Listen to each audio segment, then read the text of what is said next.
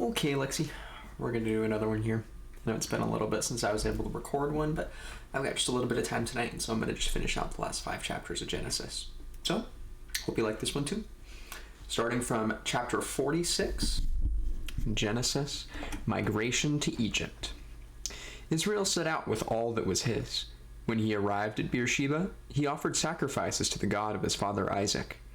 There, God, speaking to Israel in a vision by night, called, "Jacob, Jacob." He answered, "Here I am." Then he said, "I'm God, the God of your father. Do not be afraid to go down to Egypt, for there I will make you a great nation. I will go down to Egypt with you, and I will also bring you back here, after Joseph has closed your eyes." So Jacob departed from Beersheba, and the sons of Israel put their father and their wives and children on the wagons that Pharaoh had sent to transport him. They took with them their livestock and the possessions they had acquired in the land of Canaan. So Jacob and all his descendants came to Egypt. His sons and his grandsons, his daughters and his granddaughters, all his descendants, he took with him to Egypt. These are the names of the Israelites, Jacob and his children, who came to Egypt. Reuben, Jacob's firstborn, and the sons of Reuben, Hanok, Palu, Hezron, and Carmi. The sons of Simeon, Jemuel, Jamin, Ohad, Jachin, Zohar, and Shaul, son of a Canaanite woman. The sons of Levi, Gershon, Kohath, and Merari. The sons of Judah, Onan, Shelah, Perez, and Zerah. But and Onan had died in the land of Canaan. The sons of Perez were Hezron and Hamul. The sons of Issachar, Tola, Pua, Jashub, and Shimron. The sons of Zebulun, Sered, Elon, and Jalil.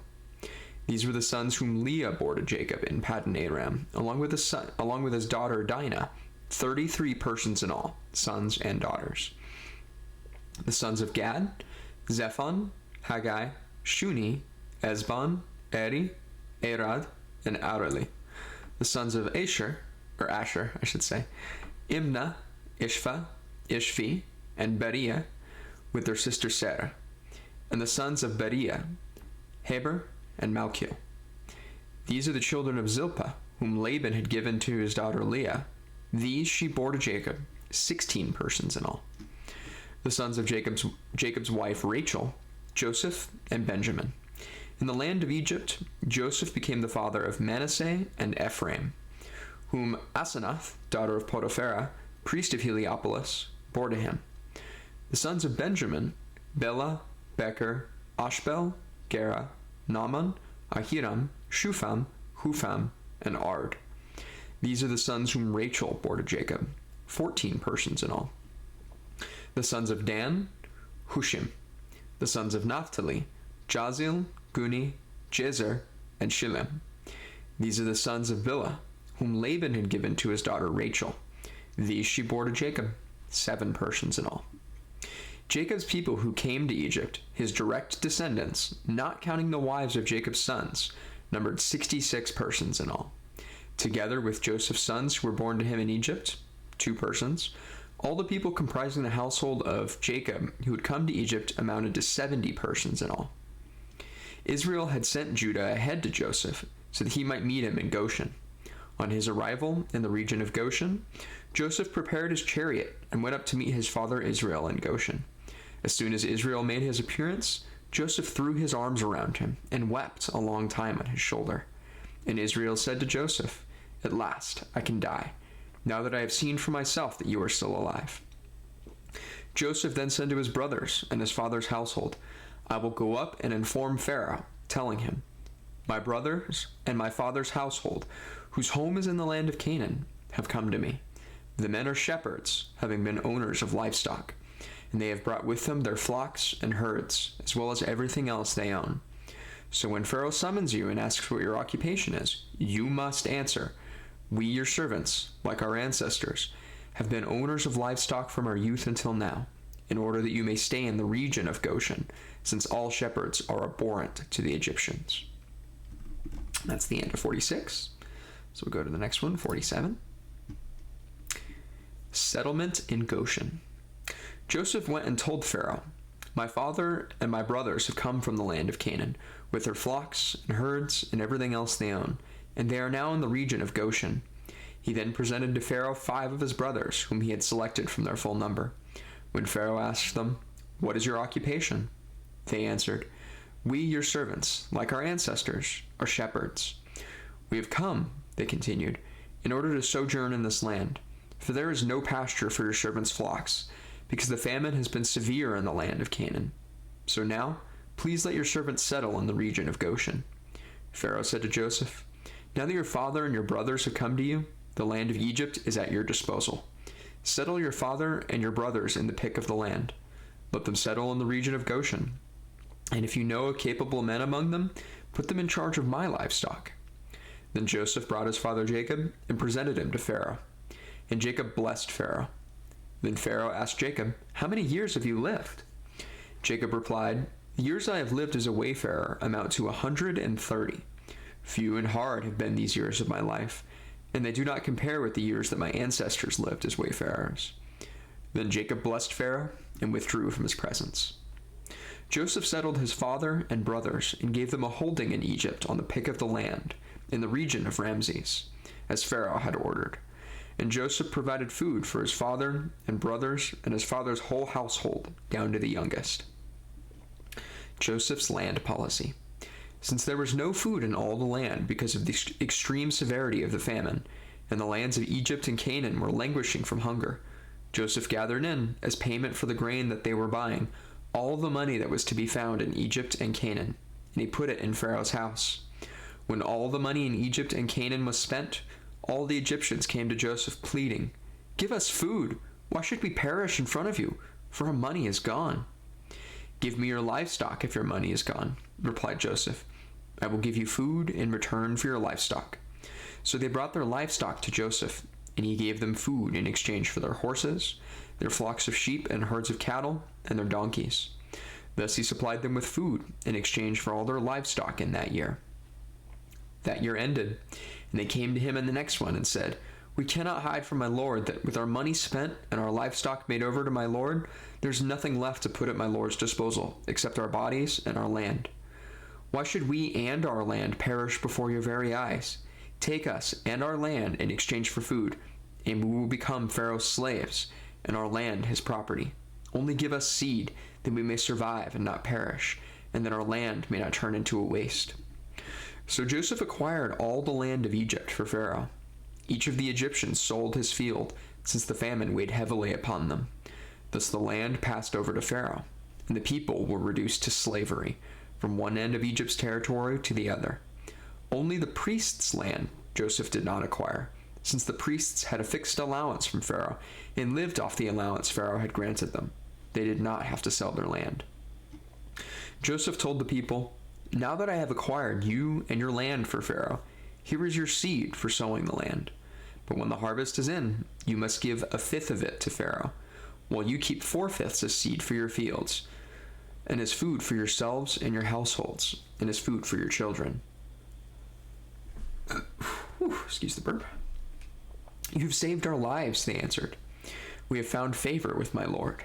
Now we will be Pharaoh's slaves." Thus Joseph made it a statute for the land of Egypt, which is still in force, that 1/5 of its produce should go to Pharaoh. Only the land of the priests did not pass over to Pharaoh. Israel blesses Ephraim and Manasseh. Thus Israel settled in the land of Egypt, in the region of Goshen. There they acquired holdings, were fertile, and multiplied greatly. Jacob lived in the land of Egypt for 17 years. The span of his life came to 147 years. When the time approached for Israel to die, he called his son Joseph and said to him, "If it pleases you, put your hand under my thigh as a sign of your enduring fidelity to me. Do not bury me in Egypt. When I lie down with my ancestors, take me out of Egypt and bury me in their burial place." "I will do as you say," he replied. But his father demanded, "Swear it to me."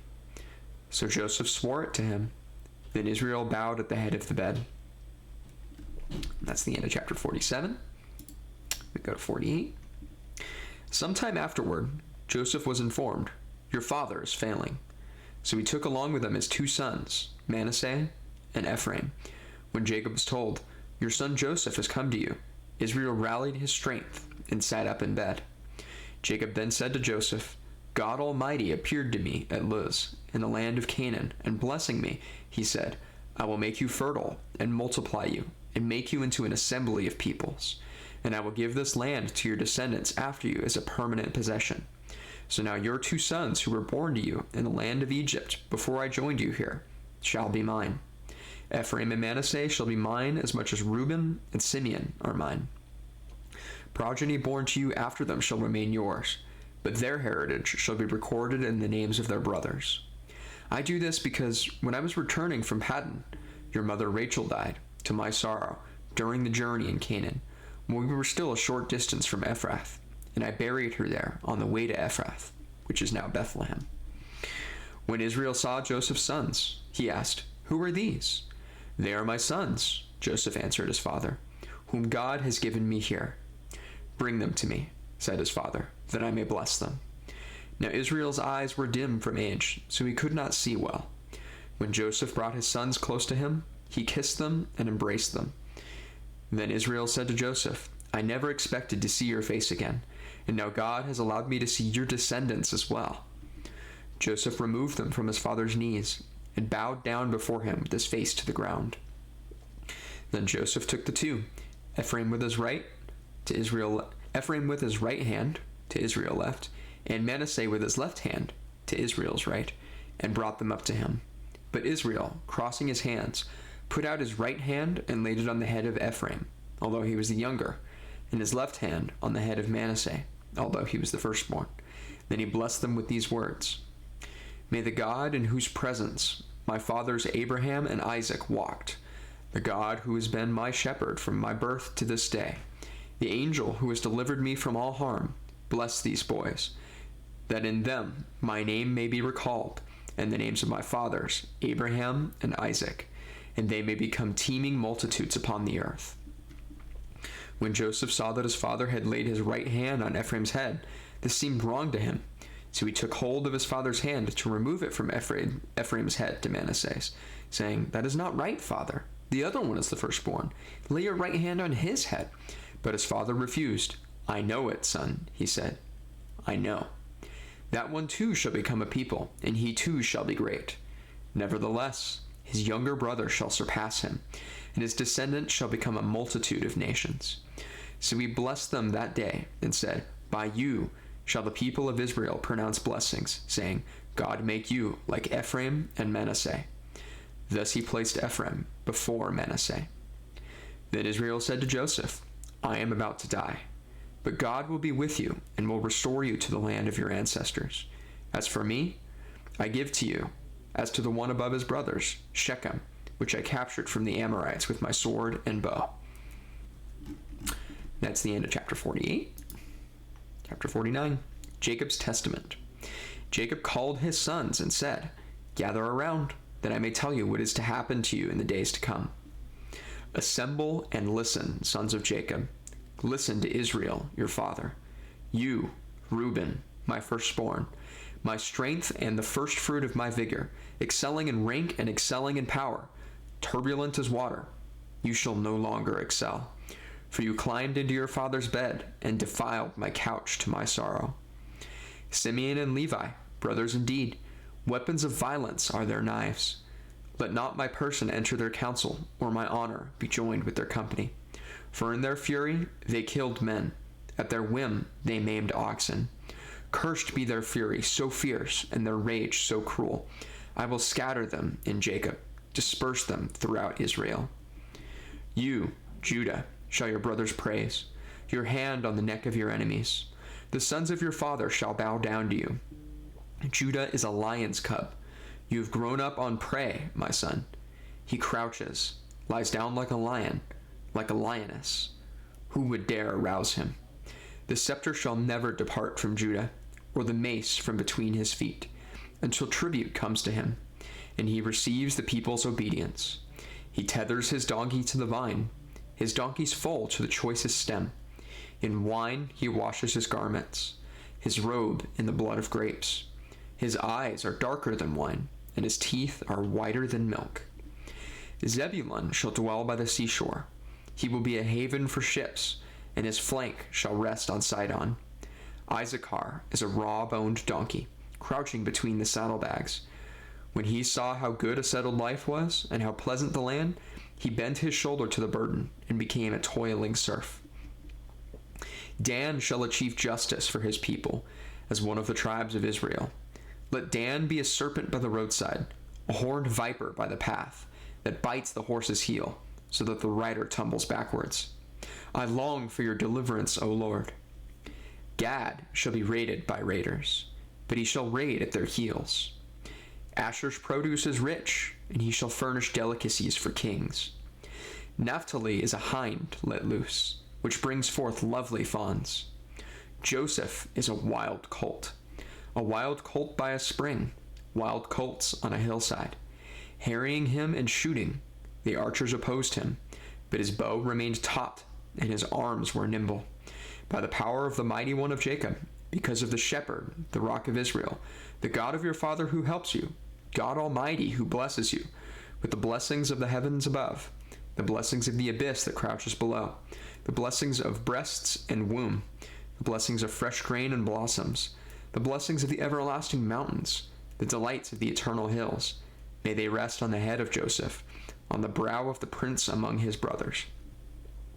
Benjamin is a ravenous wolf. Mornings he devours the prey, in evenings he distributes the spoils. Bourbon again. Excuse me. Farewell and death. All these are the 12 tribes of Israel, and this is what their father said about them as he blessed them. To each he gave a suitable blessing. Then he gave them this charge: since I am about to be gathered to my people, bury me with my ancestors in the cave that lies in the field of Ephron the Hittite, the cave in the field of Machpelah, facing on Mamre, in the land of Canaan, the field that Abraham bought from Ephron the Hittite for a burial ground. There Abraham and his wife Sarah are buried, and so are Isaac and his wife Rebekah, and there too I buried Leah. The field and the cave in it that had been purchased from the Hittites. When Jacob had finished giving these instructions to his sons, he drew his feet into the bed, breathed his last, and was gathered to his people. End of 49. One more to go. Chapter 50. Jacob's funeral. Joseph flung himself upon his father and wept over him as he kissed him. Then Joseph ordered the physicians in his service to embalm his father. When the physicians embalmed Israel, they spent 40 days at it, for that is the full period of embalming. And the Egyptians mourned him for 70 days. When the period of mourning was over, Joseph spoke to Pharaoh's household. If you please, appeal to Pharaoh, saying, My father made me swear. I am dying. Bury me in my grave that I have prepared for myself in the land of Canaan. So now, let me go up to bury my father. Then I will come back. Pharaoh replied, Go and bury your father, as he made you promise on oath. So Joseph went up to bury his father, and with him went all of Pharaoh's officials, who were senior members of his household, and all the other elders of the land of Egypt, as well as Joseph's whole household, his brothers, and his father's household. Only their children and their flocks and herds were left in the region of Goshen. Chariots, too, and horsemen went up with him. It was a very imposing retinue. When they arrived at Goren ha-Atan, which is beyond the Jordan, they held there a very great and solemn memorial service, and Joseph observed 7 days of mourning for his father. When the Canaanites who inhabited the land saw the mourning at Goren ha-Atan, they said, This is a solemn funeral on the part of the Egyptians. That is why the place was named Abel Mizraim. It is beyond the Jordan. Thus Jacob's sons did for him as he had instructed them. They carried him to the land of Canaan and buried him in the cave in the field of Machpelah, facing on Mamre, the field that Abraham had bought for a burial ground from Ephron the Hittite. After Joseph had buried his father, he returned to Egypt, together with his brothers, and all who had gone up with him for the burial of his father. Plea for forgiveness. Now that their father was dead, Joseph's brothers became fearful and thought, Suppose Joseph has been nursing a grudge against us, and now most certainly will pay us back in full for all the wrong we did him. So they sent to Joseph and said, Before your father died, he gave us these instructions. Thus you shall say to Joseph, 'Please forgive the criminal wrongdoing of your brothers who treated you harmfully. So now, please forgive the crime that we, the servants of God your Father, committed.' When they said this to him, Joseph broke into tears. Then his brothers also proceeded to fling themselves down before him and said, 'We are your slaves.' But Joseph replied to them, 'Do not fear. Can I take the place of God? Even though you meant harm to me, God meant it for good, to achieve this present end, the survival of many people. So now, do not fear. I will provide for you and for your children.' By thus speaking kindly to them, he reassured them. Joseph remained in Egypt, together with his father's household. He lived 110 years. He saw Ephraim's children to the third generation, and the children of Manasseh's son, Machir, were also born on Joseph's knees. The death of Joseph. Joseph said to his brothers, 'I am about to die. God will surely take care of you and lead you up from this land to the land that he promised on oath to Abraham, Isaac, and Jacob.' Then, putting the sons of Israel under oath, he continued, 'When God thus takes care of you, you must bring my bones up from this place.' Joseph died at the age of 110. He was embalmed and laid to rest in a coffin in Egypt." And that is the end of the book of Genesis. After that starts the book of Exodus. But I'm not going to read that one today because it's already been about 20 minutes and, well, I got to be up in 7 hours. So that's it for tonight, Lexi. I hope you enjoyed this one. I hope you liked this one, and I hope you get to it soon. Good night.